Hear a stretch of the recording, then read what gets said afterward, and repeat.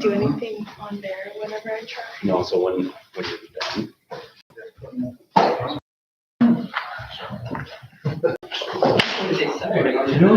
Hit end string. And then when you're really done. I just, Raining or rough? I just need, like, I don't do anything else. It's. Are you doing the Yeah. And then I can just, Yeah, if you just minimize that, just keep it running in the background. There you go. So yeah, you're streaming live. Good. It's hard, like, it's just outside of my wheelhouse. Yeah.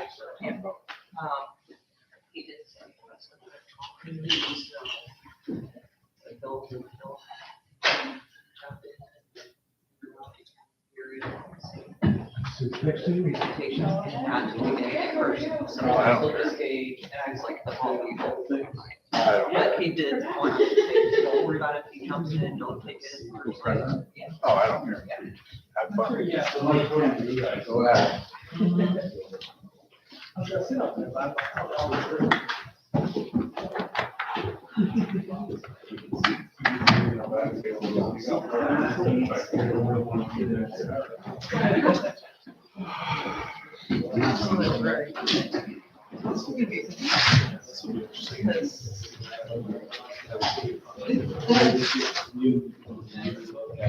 I mean, I have a strong opinion about this.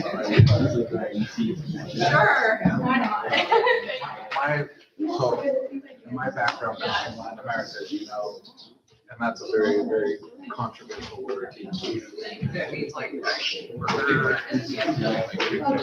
And you talk about that's a whole other like level of, I don't like what he's doing with government. I would never use that word in this case. Now, could we say, I don't agree with certain, Yeah, I'm worried. making? Yeah. Here?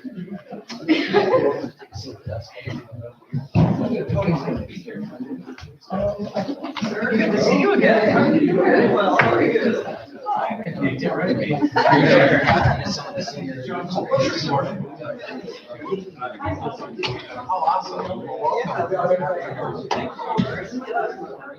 Yes, that's right, I do recall that. You're from Toledo. Shake your hand too.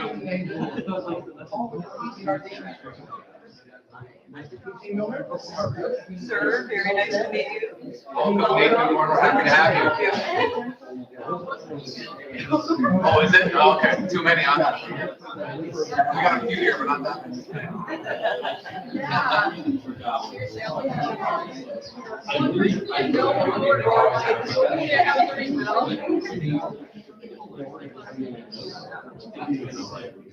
So we have 18 departments, and approximately 1,600 students, and 3 days.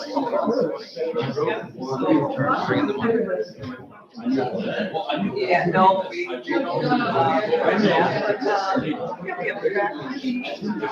governance.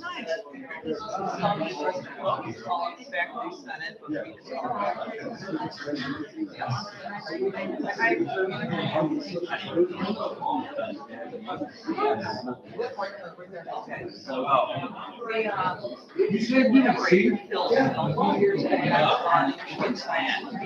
Hi, good to see you. Yeah.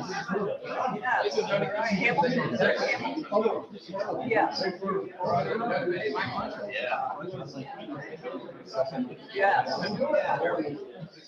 Okay, so you're working with students for 2 years. Traded out years.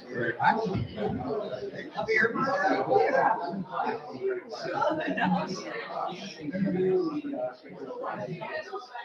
Perfect. Probably the only Friday before the I've been doing it. That's funny.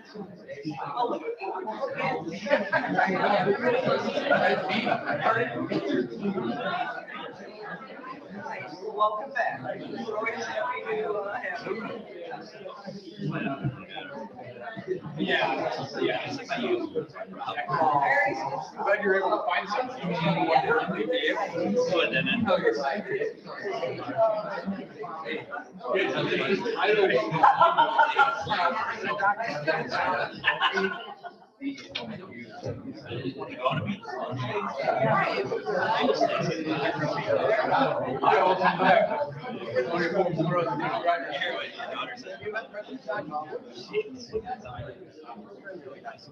Oh, hello, NBAs, court management, science,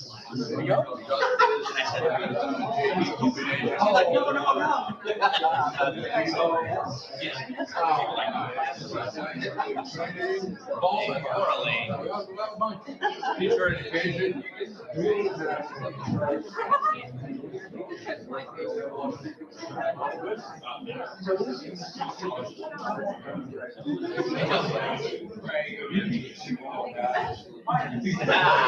That's where we succeeded 1700.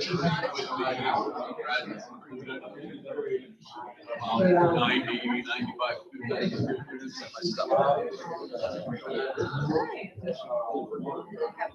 Some ways, yes. Yes, it is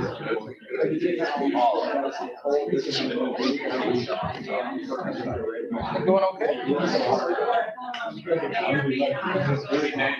What they're gonna do it is, if you're not done, you gotta tell someone else to go to finish up that.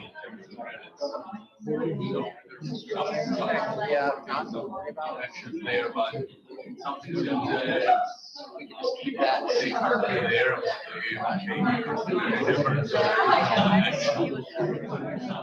It's all right.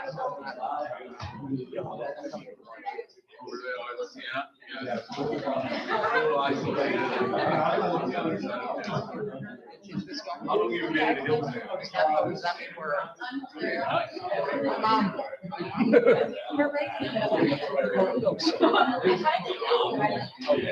So we're on a hot mic. Yeah. Yeah. So we're getting on a hot mic. I hope I look. Oh, yeah.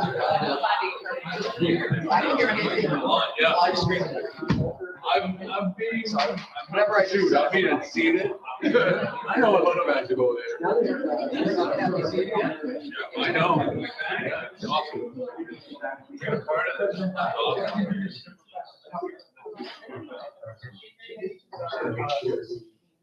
That's awesome. Where do we get you? Are you teaching somewhere else as well? Where do you live? Okay. Okay. All right.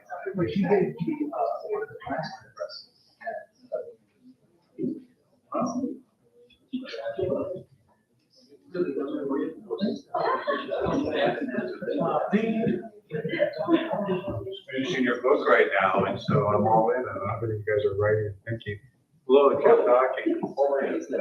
Nice to meet you as well. Coming over.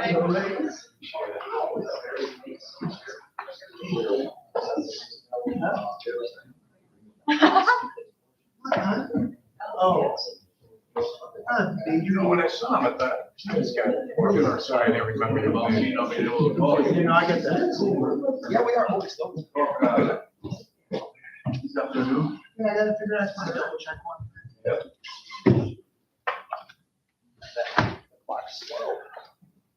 Good afternoon. On behalf of Adrian College's George Romney Institute of Law and Public Policy, welcome to today's debate titled, "Is Donald Trump Governing Like a Constitutional President or a Political Strongman?" Before we begin, I'd like to thank President Docking and his senior staff for supporting the Institute and its programming. I'd also especially like to thank Romney Institute intern Adrian Elliott, whose hard work has made this event possible. Our speakers are two exceptional thinkers, both of whom teach courses on the U.S. government at their respective institutions. Paul Moreno is the Dean of Social Sciences at Hillsdale College. Dean Moreno earned his PhD from the University of Maryland.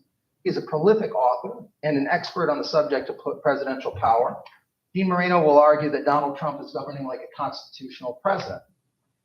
Before she began teaching, Kathy Tucker was a successful executive, businesswoman, and leader in her community, and she's still all of those things. While in law school, she served as an NGO observer of the trials of 9/11 terrorists in Guantanamo Bay, Cuba. Her paper based on that experience won her the book award as a top student in her First Amendment course.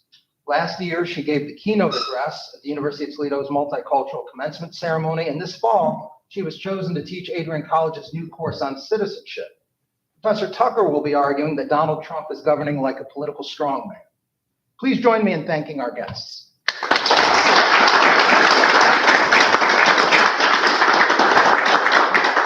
The format for today's debate will be as follows.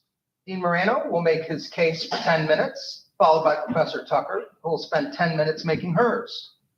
Dean Moreno will then respond for 5 minutes, followed by Professor Tucker. The remainder will consist of questions for either speaker or both from the audience. I hope you will challenge the debaters with thoughtful questions that compel a stronger defense of their views. I have no doubt they can handle it. Our event will end at 12:50 p.m. Dean Moreno, you have 10 minutes. Thank you very much, and it's great to be back here at Adrian College, and thank you so much for coming in here on such a beautiful day. I know you'd all rather be outside. I'm affirming that Donald Trump is acting as a constitutional president. Unfortunately, he's acting according to the wrong constitution, the 20th century progressive one, not the founders' constitution of the 18th and the 19th century. All of the weapons that Trump is wielding were forged by the progressives, who were very explicit about the inadequacy of the original Constitution. Trump is exactly the kind of political strongman that the progressives wanted. The progressives, and I'm using this term to cover the original early 20th century progressives, dealers, and modern liberals, were enamored of executive power. The intellectual founder of progressivism, Woodrow Wilson, wrote his doctoral dissertation in the 1870s on the dysfunctional nature of what he called congressional government, where Congress and the political parties were the main political actors. This was an illustration of Wilson's belief in a living constitution, his belief that the founders' constitution had been outgrown. Though his views about the particular forms of executive leadership changed over time, Wilson aspired to make the office the center of the state. The president is at liberty, he wrote in 1908, to be as big a man as he can get. Wilson's presidency was a key step in the constant growth of presidential power in the 20th century. Liberals didn't become worried about the danger of what historian Arthur Schlesinger called the imperial presidency until the office fell into the wrong hands, those of Richard Nixon in particular. By the late 20th century, though, most Republicans and some conservatives had adopted the progressive view of executive power. Not only is progressive ideology responsible for the imperial presidency, it is responsible for Donald Trump in particular holding that office. That's because the progressives destroyed the 19th century party system. Progressive intellectuals regarded the parties as impediments to the development of the modern administrative state. They embarked on a long campaign to replace them with a strong presidency and a politically insulated core of expert bureaucrats. The nomination of candidates had been in the hands of professional politicians. Now it came to be done by individual voters in direct primaries. The old party bosses would never have permitted an interloper like Donald Trump to get the Republican nomination. Trump wasn't even a Republican. Likewise, Bernie Sanders, who wasn't a Democrat, came within an ace of winning the Democratic nomination. Trump's MO also displays a progressive pedigree in his claims to be dealing with emergency situations, or what the progressive philosopher William James called the moral equivalent of war. Theodore Roosevelt wanted to settle the anthracite coal strike in 1902, but labor management relations then were considered no business of the federal government. So Roosevelt claimed that the shortage of coal was an emergency as dire as that of the Civil War, giving him power to act as Lincoln had in 1861. He wanted to use the army to seize the mines. When a congressman told him that he had no constitutional authority to do so, Roosevelt said, "To hell with the Constitution when the people want coal."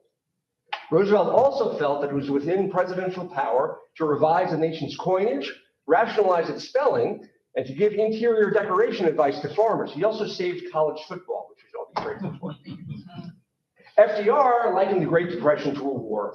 His first inaugural address is full of Marshall analogs. The Agricultural Adjustment Act of 1933 used the term emergency 3 times in its title. Trump's attempt to use the 1798 Enemy Aliens Act to deport illegal immigrants today is no more of a stretch than FDR's use of the Trading with the Enemy Act to take over the banking system in 1933. Nixon used the same act, by the way, to unilaterally raise tariff rates in 1970, which Trump has also done.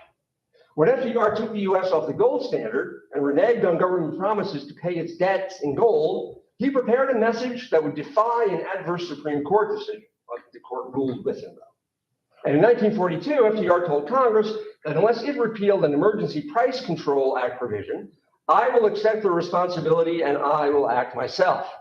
Congress backed down. One constitutional history textbook says no more extraordinary claim to executive prerogative has ever been advanced in American history.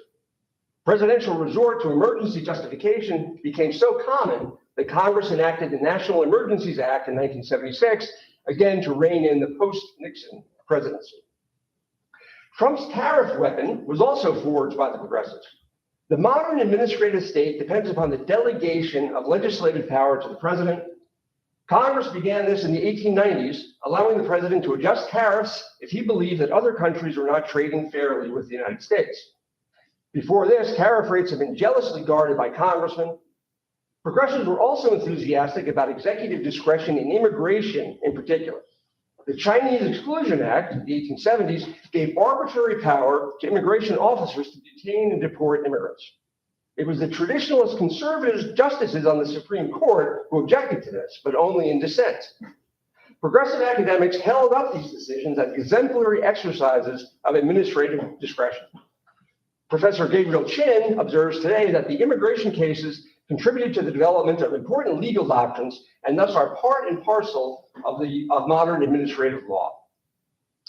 Trump was again standing on FDR's shoulders in his campaign to rein in the independent regulatory commissions like the National Labor Relations Board and especially the Fed. Though today what is called the unitary executive theory is usually associated with conservatives, it really made its debut with FDR's Committee on Administrative Management, known as the Brownlow Committee, which in 1937 recommended the abolition of independent regulatory agencies, calling them an irresponsible and headless fourth branch of government. FDR called for this commission after the Supreme Court held that he could not remove members of the Federal Trade Commission. This is the case of Humphrey's executor, which the court is in this term reconsidering. Ivy League universities today are feeling the shoe on the other foot sting of another progressive innovation, the so-called spending power. Early 20th century progressives realized that if the Constitution prevented the national government from doing something, Congress could get the states to do it by giving them money for it with strings attached. These were originally called grants in aid, and the Supreme Court approved of them in the 1920s. Medicaid is today the largest such program. And the Supreme Court recently recognized some limits to Congress's power to impose these conditions on the states in the Obamacare cases. Title VI of the Civil Rights Act of 1964, which prohibits discrimination by institutions that receive federal financial aid, is another one of these programs, and Title IX is of the same nature. If Trump is trying to curtail free speech, this also displays a progressive understanding of the value of free speech. Progressives in the early 20th century mocked the idea of free speech as a natural right, as they mocked the idea of natural rights in general. They advocated freedom of speech because they thought it was of social utility.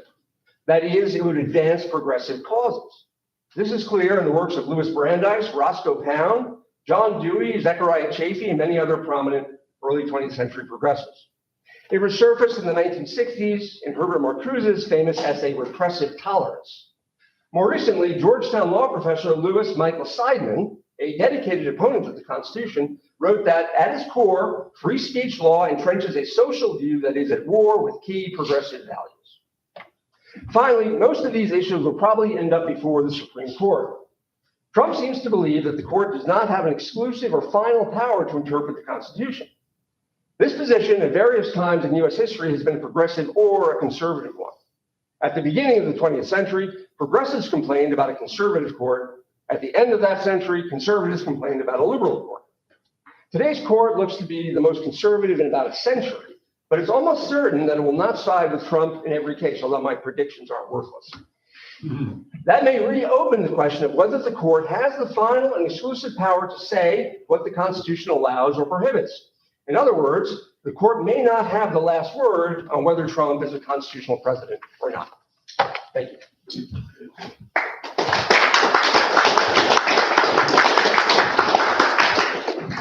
Professor Tucker, you have 10 minutes, Are you timing? just in case. Well, good afternoon, everyone. Thank you for being here. I must say that I am coming to you today not as an academic, not as a lawyer. I'm coming to you as an American. And I love being an American. I revere what this republic aspires to be, a nation governed by law, one that is guided by conscience, and one that is anchored in dignity. And for us, the Constitution is not merely a document. It is a covenant, a moral promise between a government and its people. Now, if you know the origin story, which many of us do of our country, you know that when we came to this country, we were embarking on something that had never been done ever in the history of the world. Our framers had a dream that our government would not be led by a monarch, autocrats, or a group of people who are elitists. No, they had a vision that our government would be led by the people and for the people. The other undercurrent that was happening at that time is that they were fleeing the British monarch because they felt oppressed, especially those socioeconomically. And they, because of their name, where they stood in their country, didn't have the same promise that the elites had. So we came to this country and we created and declared our independence and drafted documents that would create this experiment of government and democracy. And I will tell you that the framers' biggest fear in government was a replica or anything tangential to the British monarchy. In fact, they understood that structure alone in the Constitution was not enough. That those who were in power and those who led us in this thing called democracy had to exhibit and reflect the character, the honor, and the respect that the Constitution presumes. So what happens to a republic when its leader confuses energy for entitlement, authority for ownership, and patriotism for personal power? I could give you facts and case law, I could give you all that, but that today is the real constitutional question before us. So let's talk about President Donald Trump. I want to make very clear that I am not a partisan. I am not a loyalist to any political party. I am truly coming to you as an American who takes her duty very seriously to govern the way that our framers had imagined. Donald Trump, I can understand why people love him. He is charismatic, he's bold, he says whatever he's thinking, and he feels like an American. Like, he feels like one of us. I mean, he even eats McDonald's, right? And so I can understand, but the one thing he is remarkable at is grasping that and inciting passion and emotion out of people. I think it's unmatched. Whether you love him or you hate him, you think about him all the time. And so what he's tapping into is a lot of us Americans, in one way or the other, we feel like we've been left behind. We feel like Washington has side-talked us for decades. We get promises from people on the Hill and they never materialize. I will tell you one thing about Donald Trump. What he says he's going to do, and he minces no words, he's going to do everything in his power to make it happen, constitutional or not. So is Donald Trump a constitutional president? I think the question is, well, maybe. Like Article 2 of the Constitution does give him broad powers, but it's not the document. So imagine this. So you have an architectural rendering, okay, a blueprint. And in theory, we know that these are the parameters from which the structure is going to be built. But what does it take to bring that structure to life? The right people with integrity, with expertise, and with a serious and unequivocal desire to protect the people that are going to be driving over said bridge. These are the things that we have to think about. So Donald Trump has taken that pain that a lot of us feel, and he has given it a voice. Almost a voice of like, if they hurt you, I'm going to hurt you. You know what? When you're feeling like you've been hurt, you want somebody that's going to stick up to you. I am married to a retired police officer. I love the feeling of being protected. Someone can take down the bad guy. But what Donald Trump uses that power for is to create division. And I'm not talking about political, economic division. In fact, James Madison argued in his Federalist paper, number 10, that political faction, the division of political preferences, is what actually preserves democracy. It's healthy when we don't all agree. We should not all agree. Otherwise, we will end up under an authoritarian regime. We've seen that in history before.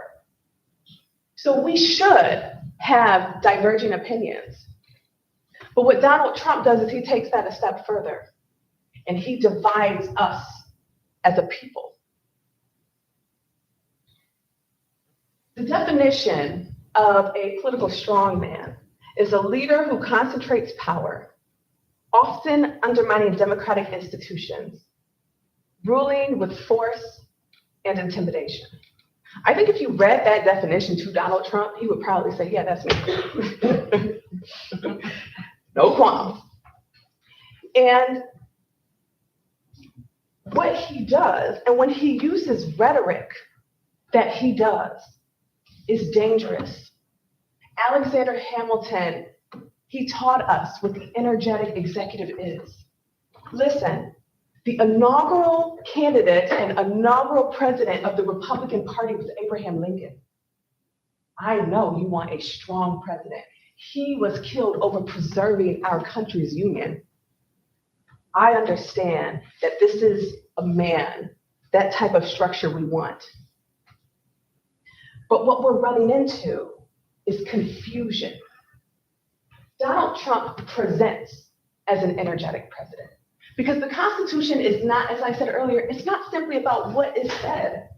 It is about the character and the honor of the man and hopefully someday woman who actually embodies those values. Imagine if God sent Christ, our Savior, to proclaim the gospel and didn't walk the word.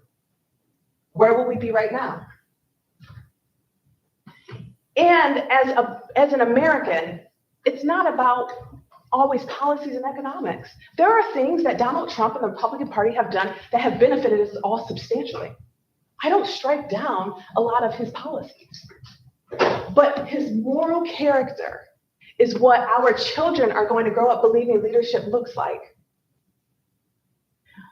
When he uses phrases like the enemy from within, that fractures democracy. We need to be prepared. We have been very, very lucky over the past 250 years that we haven't had more major foreign attacks on us. I'm not talking about immigration, I'm talking about foreign attacks. Because if something like that ever happens to us, we need to be united, not hating one another. He uses rhetoric like the enemy from within, using our cities as battlegrounds.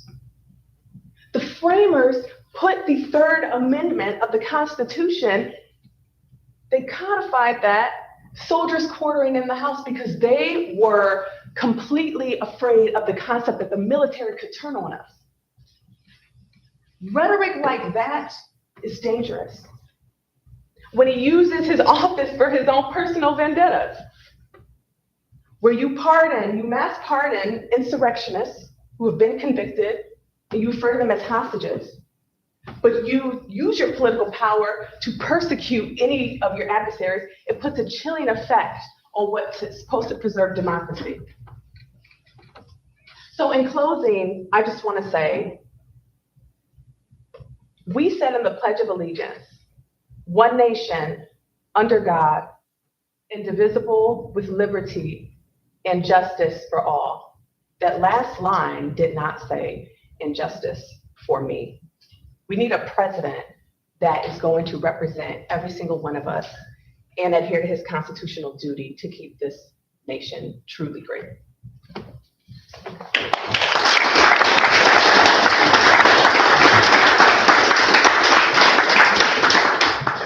Marino, you have 5 minutes.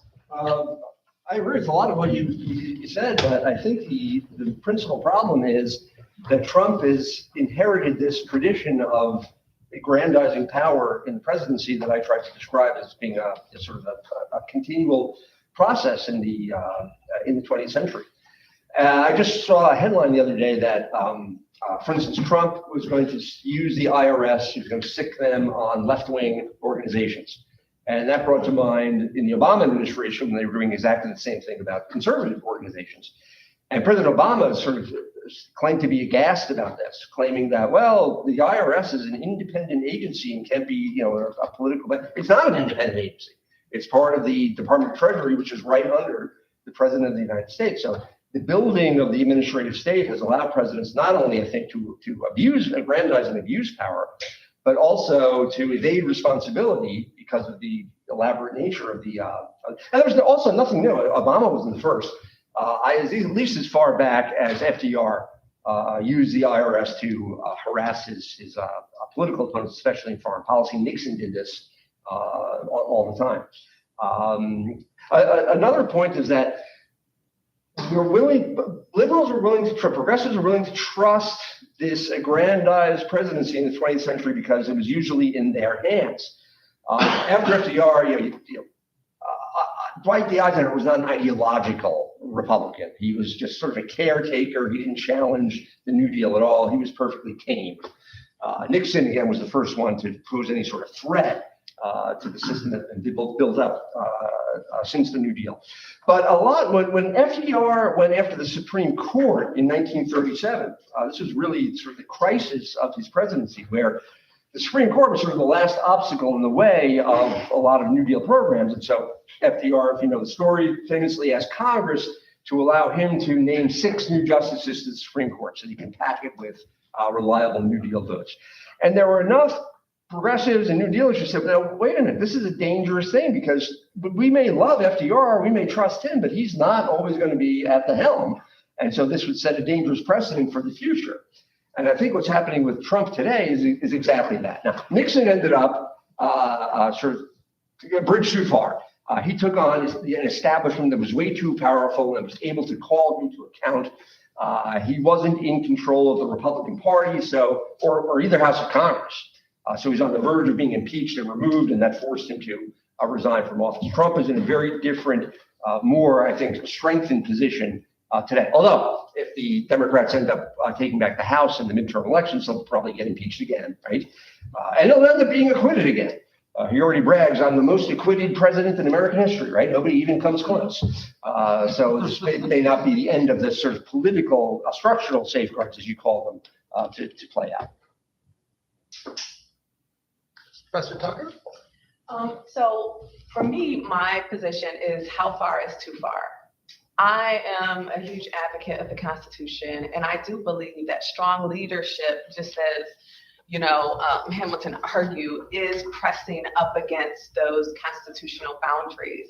And we have seen over history where presidential power has expanded and contracted. And Nixon, yes, he did cause a huge sort of constriction in what the presidential powers should look like, and also how we should, as citizens and as just the government in general, hold them accountable. And I do believe after that it constrained the power of the presidency, which I think is now giving birth to what's happening now. So post 9/11, where Bush expanded his power substantially, we've seen up until, a year ago, where now we're seeing the expansions of presidential immunity in office. And my concern is not necessarily around expanding the powers as it is, how are these powers being expanded and how are they being used? And how does that live up to democratic principles? Because a strong man, an individual governing like a political strongman, does not break our norms overnight. It is a slow corrosion of the principles over time. And then you look up and say, oh no, I think the president has too much power. I'm also concerned about the checks and balances. Now, the big distinguishing factor that I see with Donald Trump that I think makes him go far beyond what the Constitution calls for, what the framers imagined, is how he's personally weaponized the office of his presidency and how he's using these tactics to push a one-sided agenda for the American people. If you look at presidents like Abraham Lincoln, presidents like most recently Bush, one of the things that all of these have in common is that when, for instance, we're federalizing federal troops, that is under a cataclysmic emergency. Donald Trump arbitrarily deploys his power in the highest office for means that I believe don't necessarily represent the country that we are, and it does so in a way that adversely impacts a large portion of the American people. At the end of the day, what I would like to see is Donald Trump rein his power in a little bit. But we as American people and as our government, I have serious concerns about the checks and balances. I know you said you joked about it earlier with our Supreme Court. Who's going to hold this man accountable when he goes too far? He might be up against the threshold now, and that's my call and my purpose for us today. Love him or not, someone needs to hold this man accountable. Thanks to both of our speakers. All right. For the final 20 minutes of our program, we're going to have questions and answers from the audience. Please feel free to ask anything that might be on your mind for one or both speakers. Right, the floor is now open for questions. Oh, your hand shot right up. Please, sir.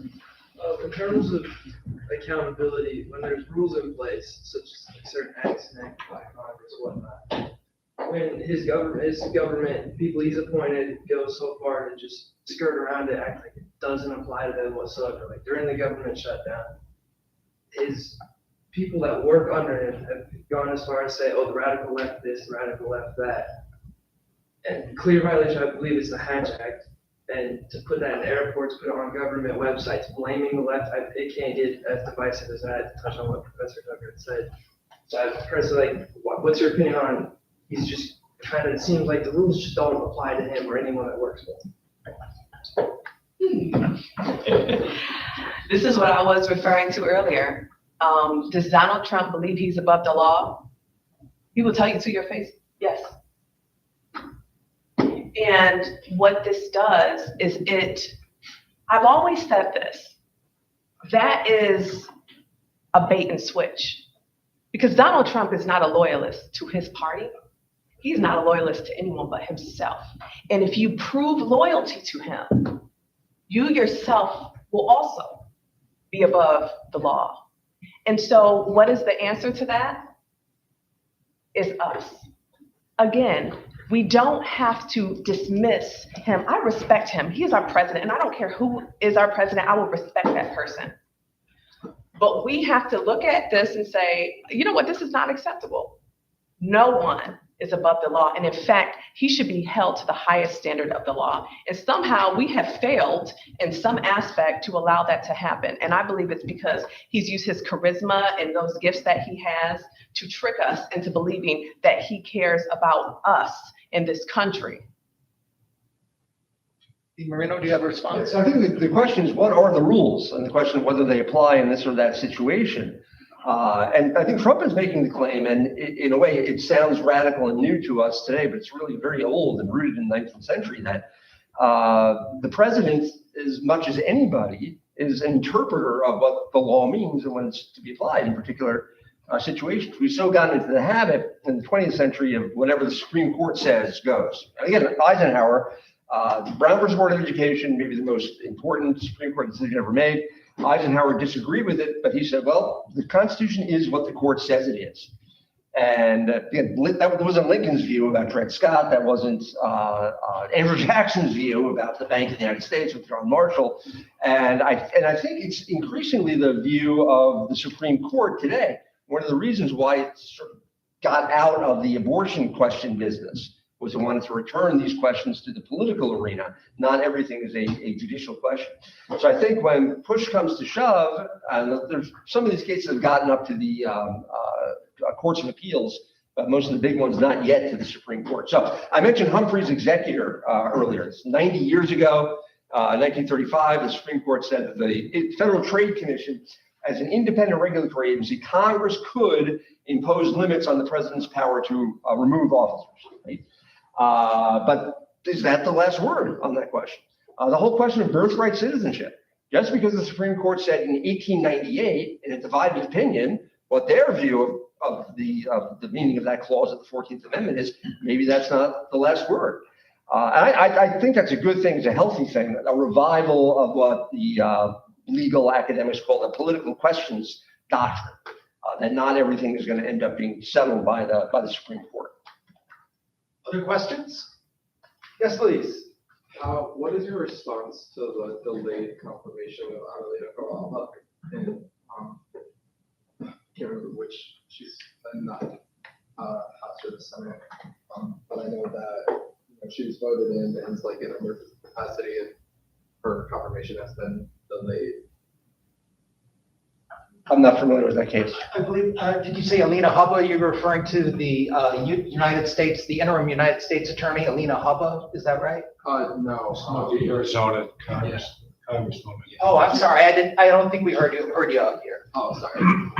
Do either one of you have a response to that?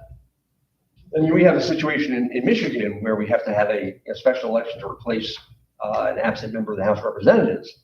And some people would say Governor Whitmer is deliberately delaying this. So maybe a similar kind of case. Again, that's a political question where the Constitution provides for, sort of, with a senator, governor can make an interim appointment and all that, but how much can Congress regulate the time, place, and manner of elections?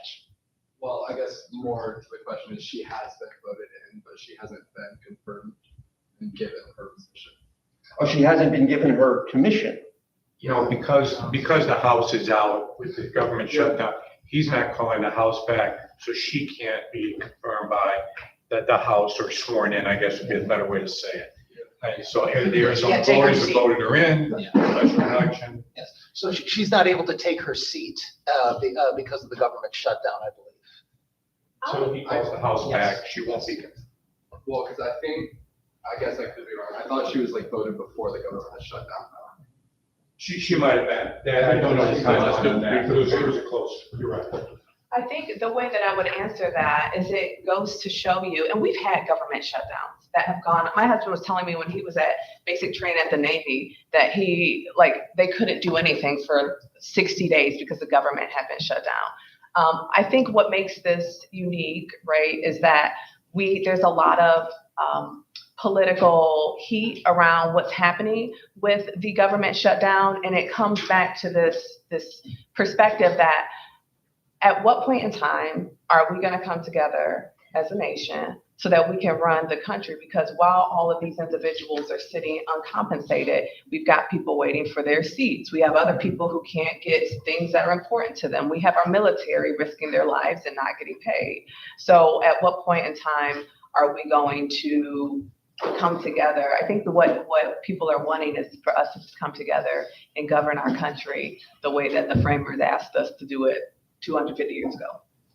But also, I think there's some latitude in terms of the, I remember the 14th Amendment ended up being that the Republicans had to kick out a Democratic senator from New Jersey in order to get the 2/3 majority to send it off to the states. And President Obama, the question of when the Senate was in recess, right, so that he could make interim appointments, that ultimately was held against him by the Supreme Court. But that's sort of some creative thinking about what the language of the Constitution means by a recess appointment. And there were other cases like that as well, where can presidents or other branches of government as well interpret the Constitution themselves in ways that, admittedly, it's not very politically motivated, but they come up over and over again in American history. So recess appointments. Remember President Obama, the debt ceiling, right? Every 6 months we're up against the country's not going to be able to pay its debts. And President Obama's people thought, well, maybe that provision in the 14th Amendment about the union debt not being questioned, maybe that is of its own force allows the federal government to continue to borrow money and not go into default. And he backed off of that because he said, frankly, I don't think it could win in court on this one. But there's still lots of room to read the Constitution in ways that are imaginative. Please.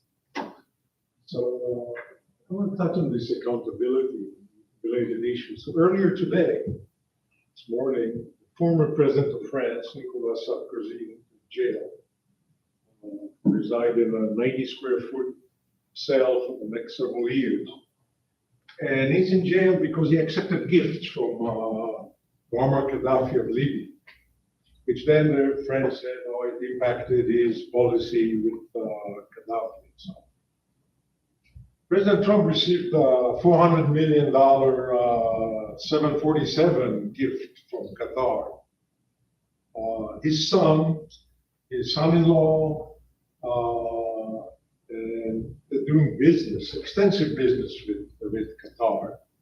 Congress had passed laws on gift giving and stuff, which clearly did not apply to him. He just accepted it. And it seems to be the end of the story. I mean, his family doing business.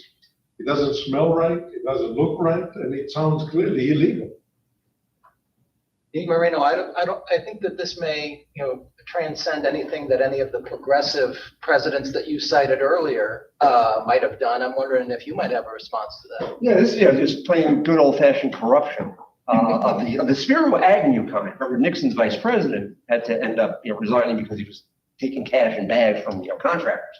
And Nixon, there was some with Nixon where he had been, I think he had backdated his donations to the National Archives or something for tax purposes. So there was some of that, but most of the Nixon stuff was about politics, was about not corruption in that sort of conventional Tammany Hall, Chicago sort of sense. So yes, this would be altogether new. I can't think of anything previous to it.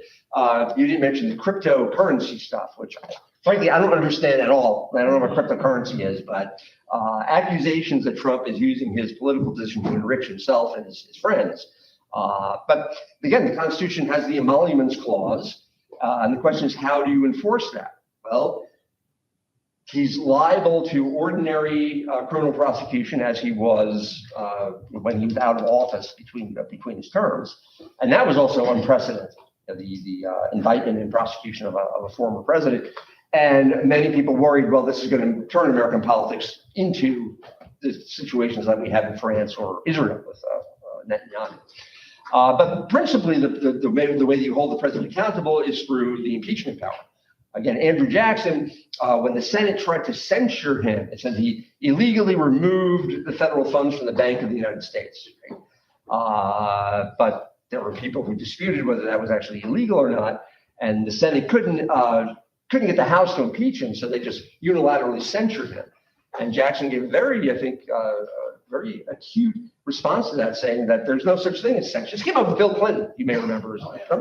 Still too young, most of you to remember Bill Clinton, but most people thought that what Bill Clinton did was, sleazy and beneath the dignity of the presidential office and all that, but it didn't rise to the level of an impeachable offense. So can't we just censure him and impose a fine? Well, unfortunately, that's not an option.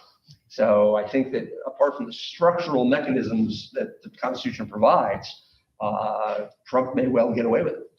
Mr. Tucker, do you have any thoughts on this? Yeah, I think Donald Trump has perfected this pocket of what you continue to hear is unprecedented. Our nation, our rule of law is literally binding on precedent. So what happens when something is unprecedented? It's kind of like, well, like nobody's ever done anything like this before. So like, can we really do anything? And then he's going to dare you to do something about it. He should be impeached. If I can follow up on that, to that question, what is an impeachable offense? What are treason, bribery, or other high crimes and misdemeanors? And Gerald Ford famously said when he was in the House, an impeachable offense is whatever a majority of the House says it is. So ultimately, there's no alternative to these political questions. Yes, sir. Since taking power, Donald Trump has appointed severely underqualified people to great positions of power. For example, RFK with the health department, and Pete Hegseth, who hasn't led more than a platoon-sized element in the Army. What's your take on that, and how can we avoid that in the future? So I would argue that anytime presidents take power, that we see some of this, and I think we see this in government often. You can even look at your mayoral candidates, and they tend to, put people in power that they know, that they trust, that they owe favors to, etc. And I think the question keeps coming back around as to the course that I teach here. Maybe you could take it next semester. It's called What It Means to Be a U.S. Citizen. And what we talk about is we have what our documents and our rule of law proclaims and declares. And then you have gaps, right? And the people, and one of the things we were talking about was the women's suffrage movement. We just talked about that last week. So there was one thing that was proclaimed, and there was another thing that was happening, and there was a gap there. And who stood in the gap was my question, and it's us. And so when you see people being appointed based off of favor, based off of political loyalty that are clearly unqualified, what I would suggest to you all is because everyone in here votes. When we vote for our local politicians, we tend to just go to our tickets. In Ohio, I hate that you get a party ticket. I wish I had a ticket where I can pick the most qualified person. I'm an independent. And so what happens is we just start circling names based on political party. And those individuals that are in Congress that are supposed to be holding our president and the executive branch to task are not qualified to do that. And I'm not saying all of them. I have a lot of friends that are great politicians. But what I would say from accountability perspective is you got to know your politicians. You have to know who's running, and you have to vote for those individuals that you think are going to be strong and hold them to task. Because I'm highly concerned that the people that we have in our United States Congress and on our Supreme Court are literally unqualified or unwilling to answer some of these big questions that we have students. They're basic questions. This gentleman said, why has nothing come of Donald Trump accepting this massive gift? And we're all just kind of I don't even know what's happening in downtown Washington. They must be sleeping. I don't know. Yeah, I think that I was thinking of judges in particular because I think it's very clear that the second Trump administration was different in this regard, in that, yes, these personal loyalty matters much more now than it did in the first Trump term. The first, I mean, with the judges, in particular Supreme Court justices, I think anybody would say that his appointments to the Supreme Court were unqualified.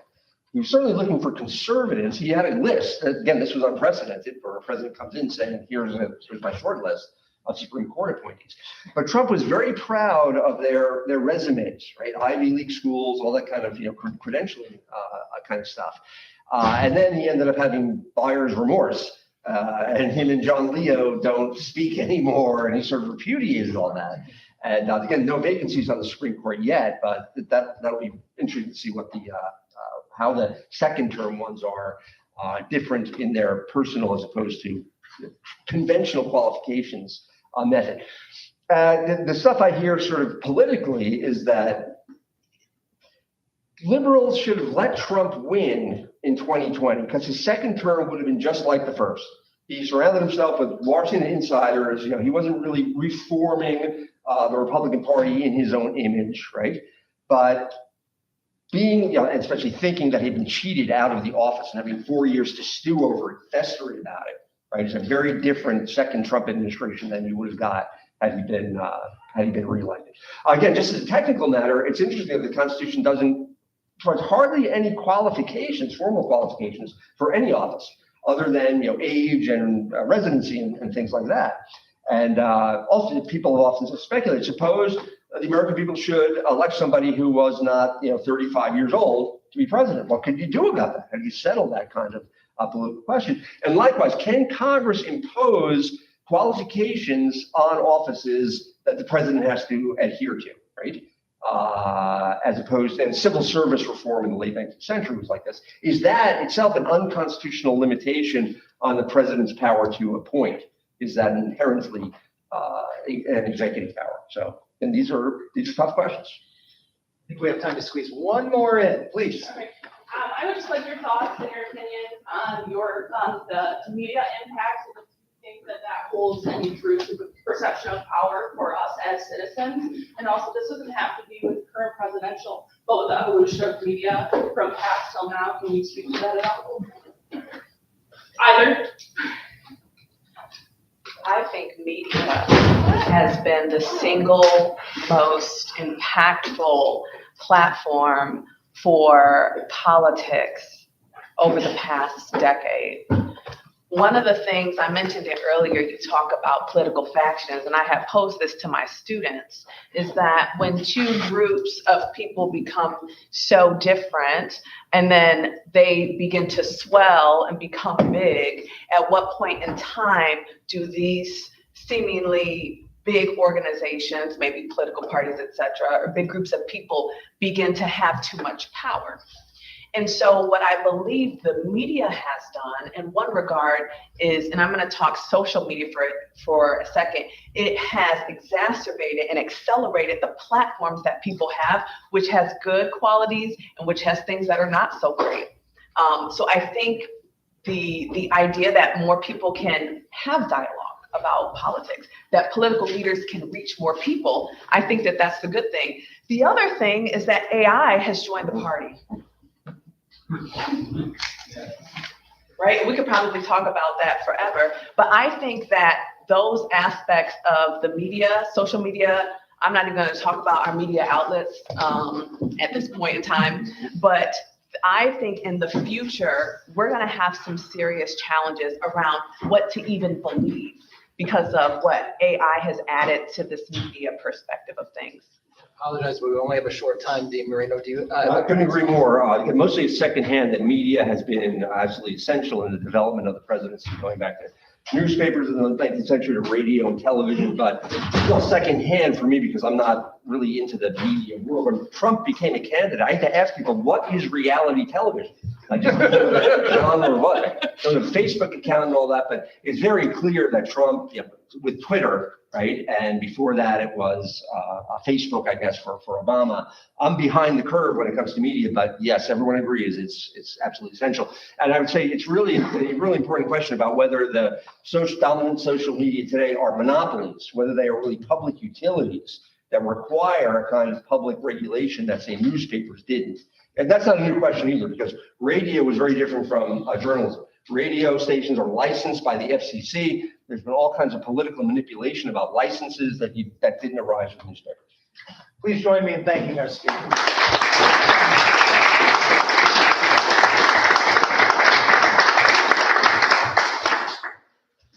A warning, that clock is about 5 minutes slow for those of you who didn't reach me in class at 1. Have a great day, everyone. Thank you. You bet, John. That's fun.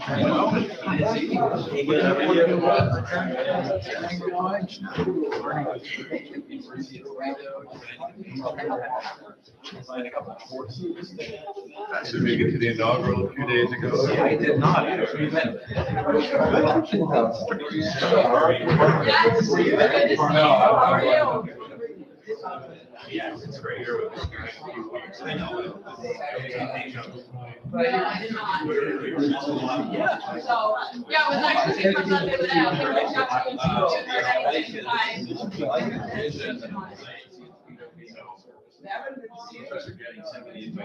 find.